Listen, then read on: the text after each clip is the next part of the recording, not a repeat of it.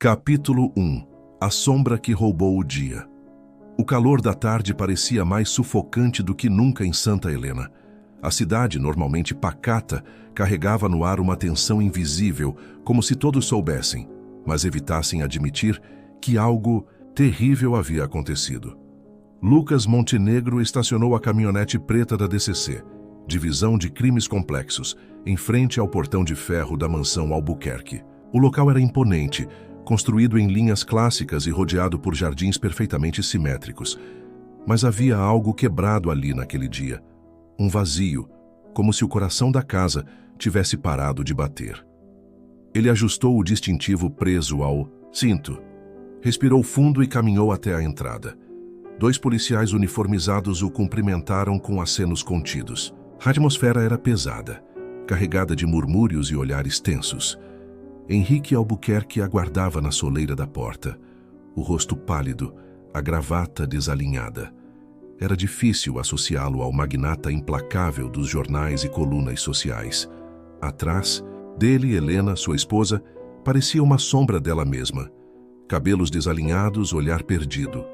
Mais ao fundo, a filha mais nova do casal, Manuela, observava em silêncio da escada, abraçada a um ursinho surrado.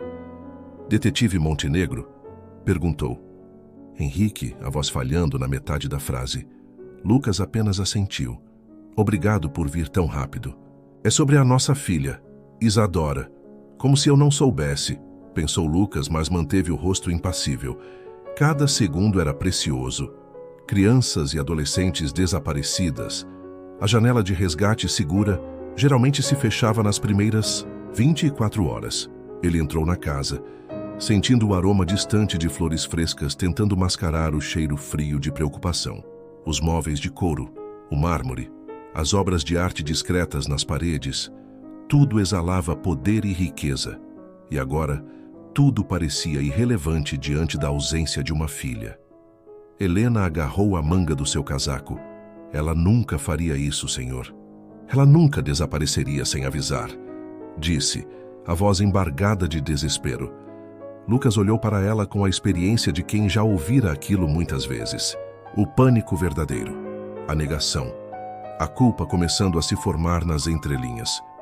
Me contem tudo desde o início, pediu, a voz firme, mas controlada. Henrique assentiu e conduziu-o até uma sala de estar decorada com tons suaves, mas onde a tensão era cortante. Isadora Albuquerque, 19 anos, desaparecida havia pouco mais de 12 horas.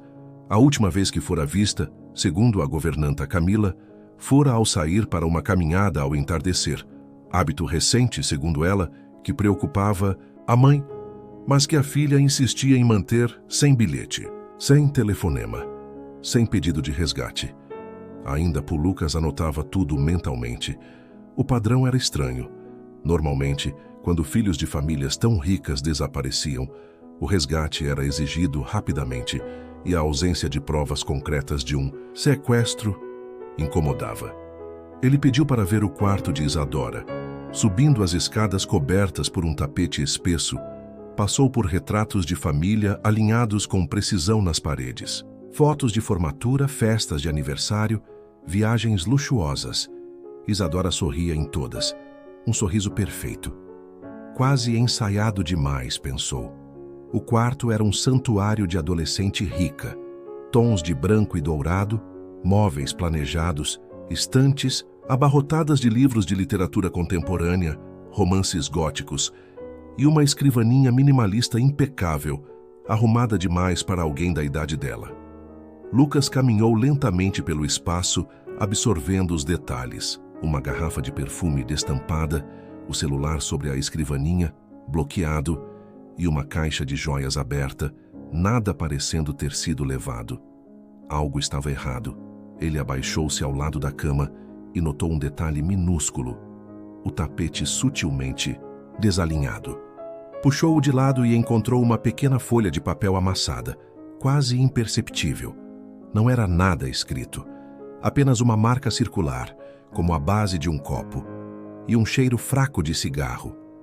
Voltando para a sala, encontrou Camila, a governanta debruçada sobre a bancada da cozinha, murmurando preces. Senhora Camila, disse Lucas, de forma gentil, mas firme. Preciso que se lembre de qualquer coisa, por menor que pareça. Ela hesitou, olhos marejados.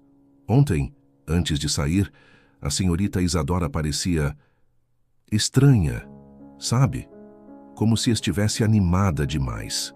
Como se tivesse algo planejado. E eu a vi escondendo algo na mochila. Não sei o quê. Mochila? Lucas franziu o senho. Mas quando perguntei, ela só sorriu e disse que ia encontrar amigas na praça, como sempre fazia.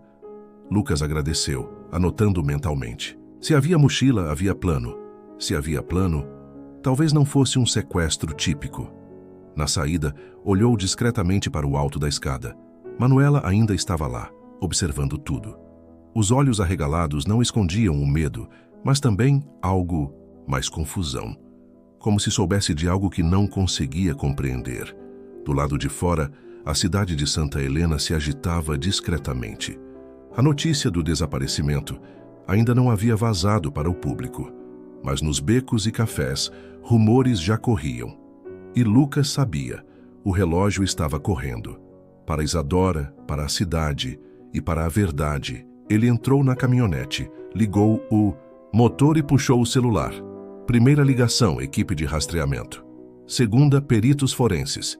Terceira, unidade de tecnologia da DCC. Se Isadora Albuquerque havia sido sequestrada ou se havia desaparecido por vontade própria, ele descobriria.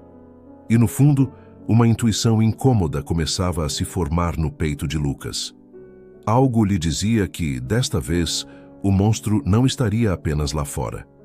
Talvez estivesse dentro da própria casa. Lucas terminou de revisar os relatórios preliminares.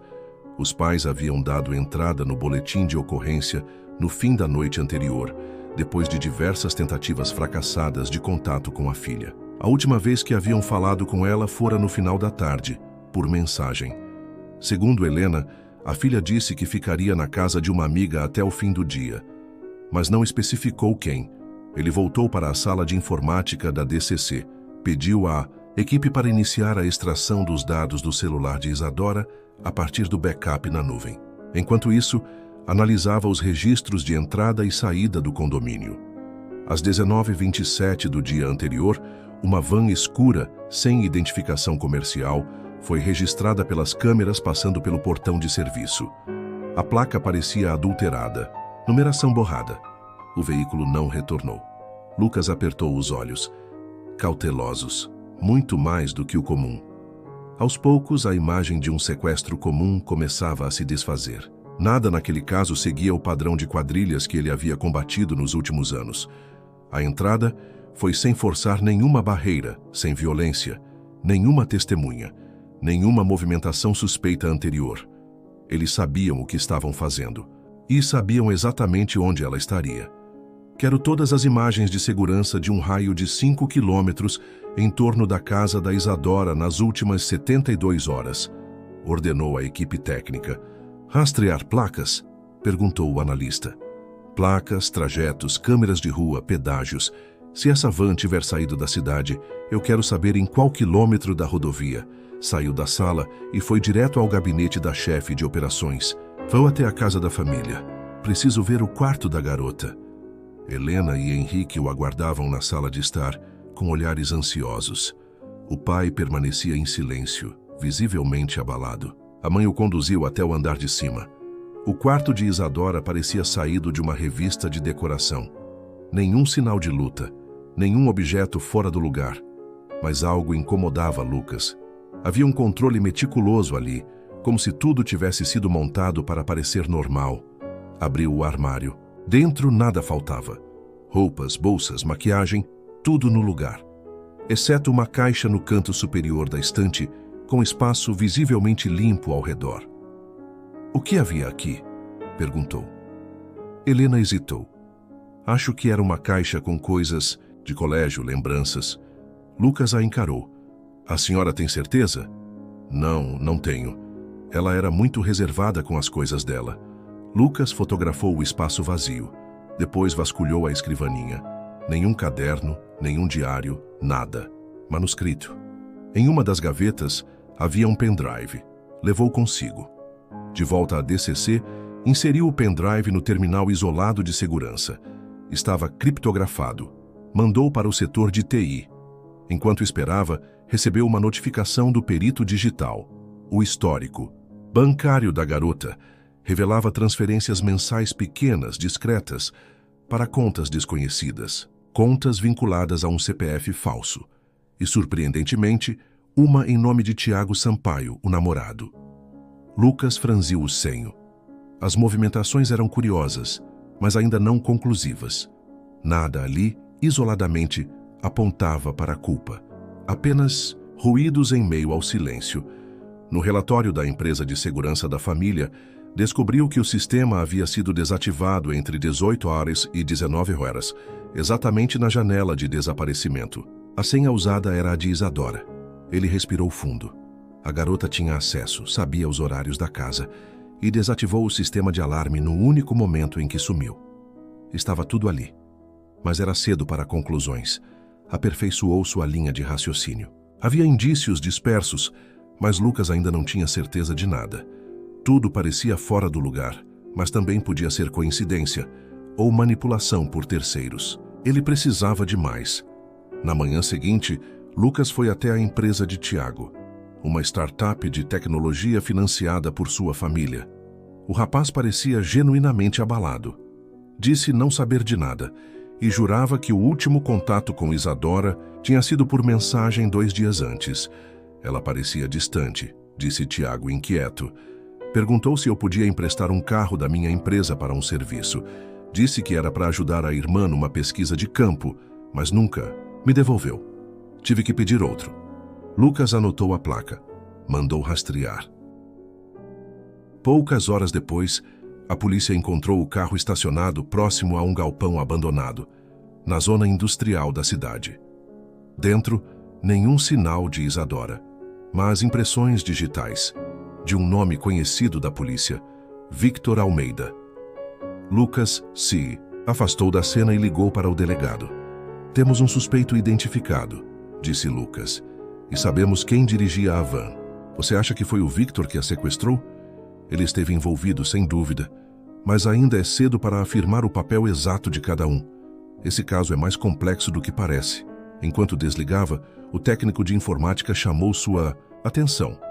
O pendrive fora decodificado. Havia pastas com planilhas financeiras, cópias de senhas e uma série de documentos com nomes fictícios e contatos internacionais. Uma aba em especial chamou sua atenção. Rede. Ali estavam anotações sobre pessoas, rotinas da família, horários de trabalho do namorado e referências a montar a narrativa. Lucas sentou. Não deixou transparecer nada. Seu olhar seguiu neutro, profissional, como se nada estivesse fora do esperado. O que quer que estivesse descobrindo manteria para si. Por enquanto, agora só restava uma pergunta. O que exatamente estavam esperando para agir? Se essa história mexeu com você, deixa o like, comenta o que achou e compartilha com alguém que precisa ver isso. Não esquece de se inscrever no canal Entre Sombras e ativar o sininho para não perder o próximo capítulo.